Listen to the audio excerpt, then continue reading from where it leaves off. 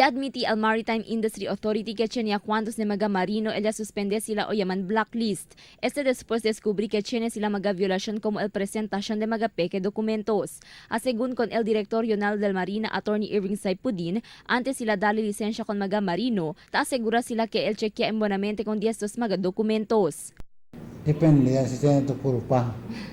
If it is proven that Senator Culpa could not have violated something against Marina policy, especially on issuance of licenses, then that's the time for us. We'll blacklist you. Aunque tiene cuantos el ta descubrí tiene violación, mayoría según el mga marino el no hay ta enfrenta problema.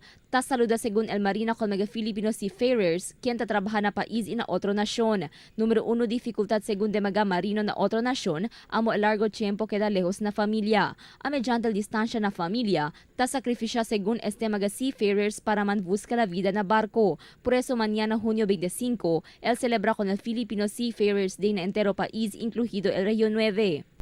Yung parking area nila, and after that we'll conduct a program of activities between kami, PPA, Coast Guard, as well as mga maritime sectors, mga stakeholders natin dito. After the parade, we'll siguro mag-snack kayong poco, and after we'll disperse and go home. Yun ang activity natin. We're not, sabi ko, hindi na kayo pwede maging bilang mga seafarers.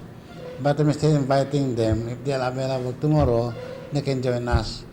Por medio del celebración, ta dale conocimiento con todo quien ta trabaja na barco y mga marino. Ta invita el marina con todo mga marino y desde mga familia para participar en actividades en conexión a observación.